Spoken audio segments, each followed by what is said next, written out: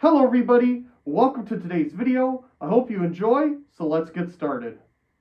The basement has many different unique lighting sources and many different points of light, as you can see in this quick turnaround here. But if we go this way, there's not much here.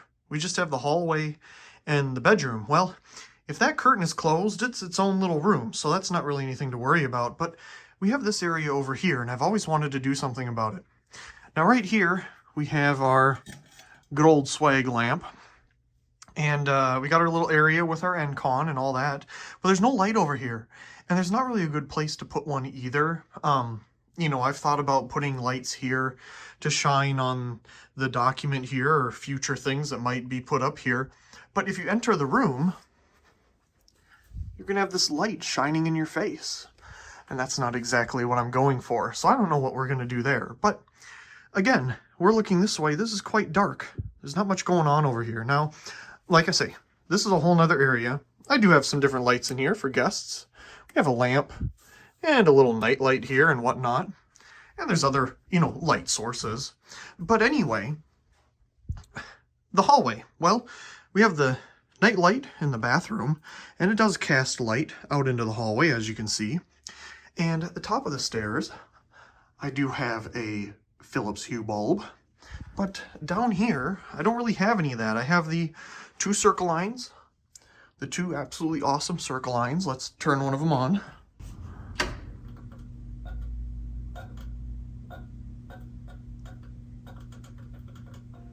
Oh, that was the best preheat action you've ever seen. But that one's in the hallway there, so it kind of lights up this area, and that's nice, but there's nothing, ambiance about it. And of course we have the one in the hallway. But again, it just lights up the hallway. And sure, I could put a dimmer on it like I originally did and change the fixture, but I love the circle line fluorescents here, so I don't want to get rid of them. So I'm not going to change that. But the issue still remains. This area is a little dark. And the rest of the area here is, well, all lit up. So how are we going to resolve this? I feel the solution is finding something to put in this area here. Now the hard part with this area is we have the main ventilation duct right down the middle here. So there's not really any structural support right here. And we have the main beam for the whole house right here as well. So we have some structural support, but this ceiling's also incredibly low, just like that portion. So you can't really put anything too incredibly low there. And I kind of want something that's a little indirect. So I had a couple of different ideas. I thought, well, you could put a globe light there with a dimmer on it, and then I'll wire the dimmer somewhere, and you can remotely change it and have it do, different things at times of the day, like the display cabinets do, for example. But then I gotta put a separate switch somewhere and all that kind of stuff. So, okay, started thinking more about that. Well, let's go back a little bit before I get too far there. I always wanted to put a Lumaline fixture in this spot because I have a couple that I picked up, still need to be restored, and I thought it would be a great place for a little bit of dim, lighting like that. I love the indirect lighting that things like this Lightolier light trim provide. Beautiful. Love that so much. And I want a similar feeling here. Indirect, you don't see the bulbs, beautiful lighting. Okay. Anyway, that's the one idea, was the Lumaline. Well, those are incredibly, rare and shouldn't really be used constantly like that. So, I thought, well, I could put a globe fixture there, but that's not really indirect. And how am I going to wire that? It has a vent up there. It's a vent. The vent in here. How are you going to, it's just a vent. There's an open space up there where this duct goes. So there's nothing really to screw anything to except for the, drywall. And that's not very sturdy. So then I thought about hanging a fixture. Maybe I could put a bolt or something in there and a nut and washer and hang something, but that didn't really feel right either. But the things about those options, the globe light or the hanging light, is that I could use like Philips Hue bulbs to be able to control them just by the bulb itself, which would be perfect. That's what I'm doing with those. I thought about putting a floodlight or something just to wash the wall here, because they have this kind of burnt orange accent wall. That was like that when I moved in. I got nothing against it, so I'm not going to change it. I'm just going to leave the accent wall there. There's nothing wrong with it. So, well, if you're going to light it up, then you got to, where are you going to wire this thing, you know? Well, if you look in the corner here, and then you go into this little area under the stairs here. Let's turn on our light. More preheat action. We already have our ceiling fan controls. If you come up here, you can find the corner of that out there. So if I went above this 2x4, you find the corner of that area. So if you put a hole, you could run a wire through and connect it to the already existing electrical. So, okay, there we go. We're getting somewhere. So we're going to need the wire to come out up here so that it can be right here. Let's see if I can turn a light on. So that we can have the wire come out right here. And then if we do that, we can put, if we do that, sorry, I bumped the camera.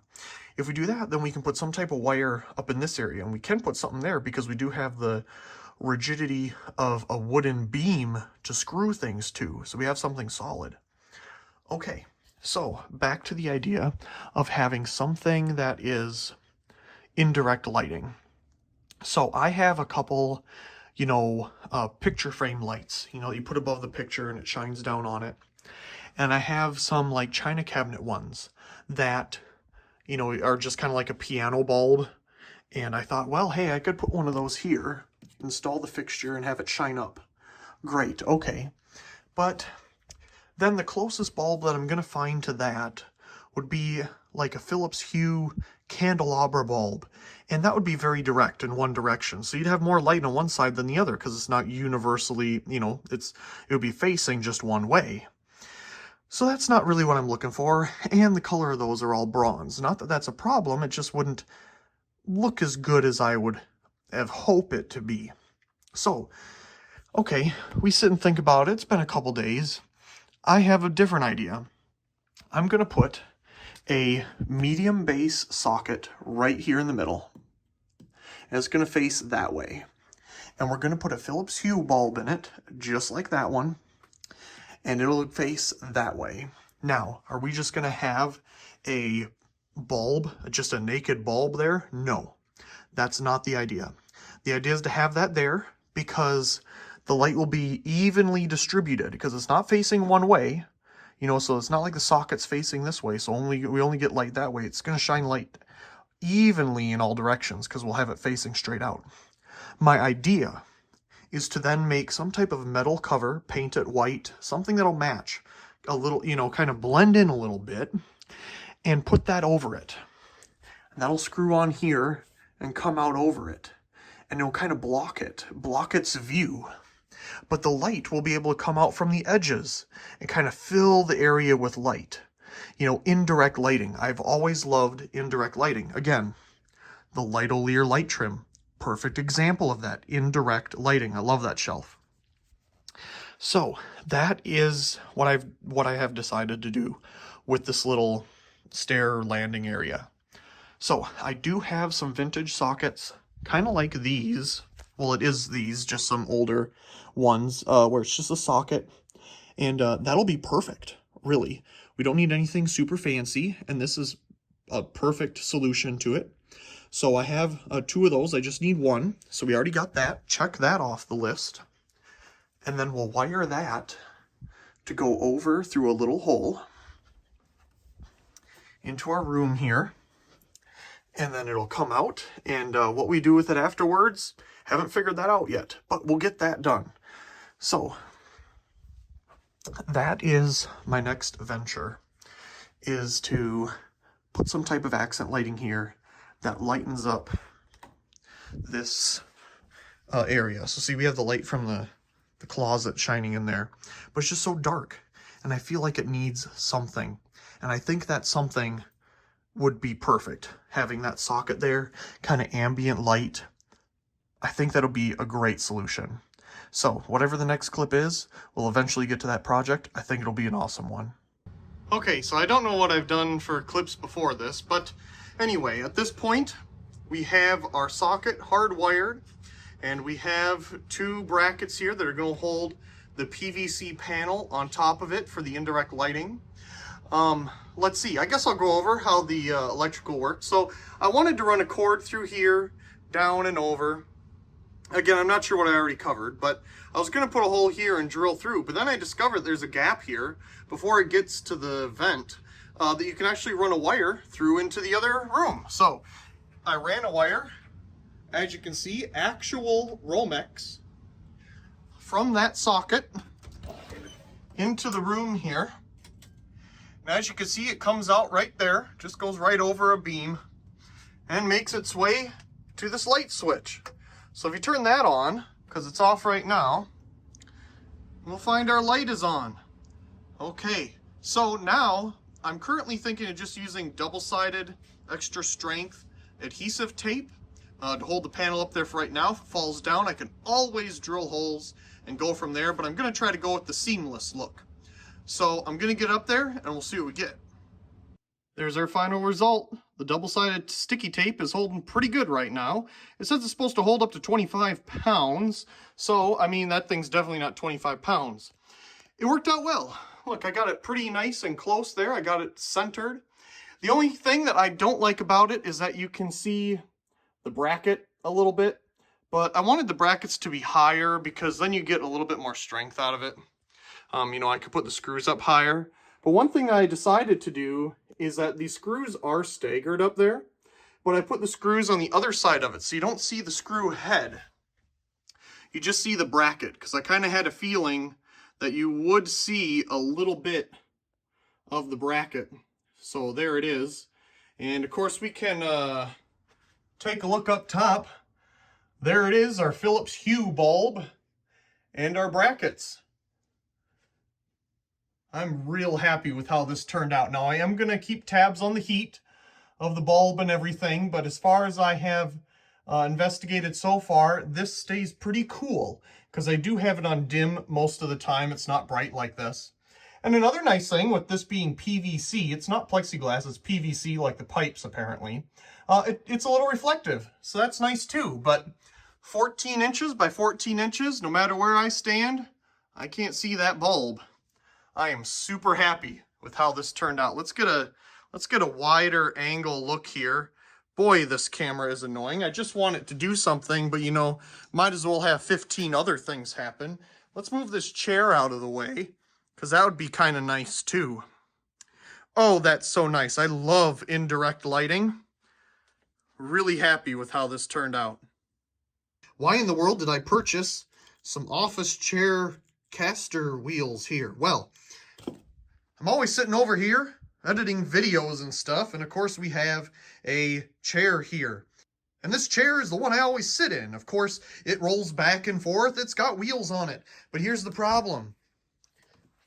It's starting to not be so nice to the flooring. You might not be able to see it, but it's starting to ever so slightly wrinkle here. Maybe you can kind of see that. It's ever so slightly wrinkling. And I don't want it to get any worse. Now, obviously, that's from rolly chairs on carpet. They're not the best idea.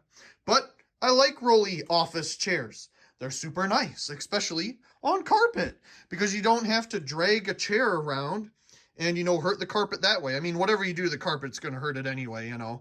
That's just how it is. But if I can improve these wheels with something that is not as old as the chair itself, and possibly has a better turning, you know, ability, and doesn't get as locked up, you know, when you're wanting to turn it, I'm hoping that that will help the floor. Now, there's about 1 billion brands of these on the wonderful web, so I just went with one that had really good reviews. The only problem here is that these are not the right length for the chair. It needs to be longer, but the diameter is correct. And I couldn't find ones that were the right length because they probably standardized on more shorter ones in modern chairs, kind of like this one here. But older chairs, like that one that Evie's on, and this thing, they have a longer wheel shaft here to them. So anyway, this is the right diameter, but it's not the right length. So I did try the wheels off of this one, which are the same type of shaft design as this. And even though they're shorter, it worked fine. But these aren't the best either. They're just plastic. But these chairs don't get used as often as this one does. I got to sit here and edit videos. It's important, you know. So, yeah. So we're gonna take those wheels off, give these a try. And the reason there's two sets here is because that chair's getting them as well. That one is really bad. It's been like that for eons. The bearings are all gone in the wheels. That one is way worse. So I'm really hoping that I can put a set on there and a set on there, and I guess we'll have two extras because they're sets of 5. And these are old chairs. They only need 4. I'll tell you one thing. This is a lot easier to move around now with these wheels on it. Definitely has better bearings in it than the original ones. Kind of looks a little funny with some modern wheels on the vintage chair, but yeah, it definitely moves a lot better. I had to spin, you know, this down a bit to lower it because the wheels are higher. So just to compensate so it'd still fit underneath the desk here. But yeah, I sat in it and it's much easier to move on, and it doesn't seem to disrupt the carpet as much. Obviously there's still some disruption because, well, naturally there always is, but you know, this is already a little bit beat up from the old wheels. So I'm real happy with it. I mean, before I couldn't push it all the way over there, but it keeps going. So being, you know, more of a rounded wheel too, I'm hoping that kind of, well, I don't know. We'll see if it helps the carpet at all. Anyway, moving on to this chair that has all the problems. And when I say problems, I'm not lying. I didn't even realize that half the screws are missing down here. Look, there's 2. There's none. There's no bearings in that.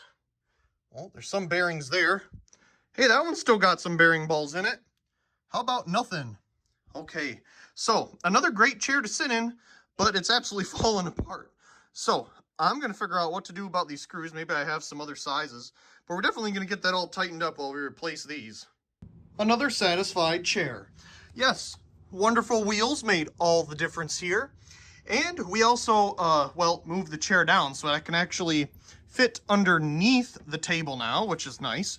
It was always incredibly wobbly. Well, look at that. It like worked its way and destroyed all the threads at that point.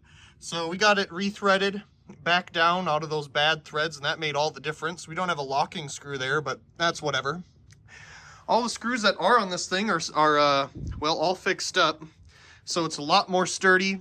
Still need to find 2 to put in the back here, but tightening them all up and re-leveling the chair really made the difference. And getting rid of those old wheels, look at those things. When you pulled them out, there was like a black smoke. It was like giving out the ghost, you know. It was just, they were done. That looks so nice being able to sit under the table now.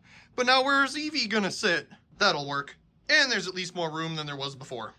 I really do hope you enjoyed today's video, and if you did, be sure to subscribe to the channel for more videos like this one. Leave a like down below and a comment. I do enjoy reading all of your comments.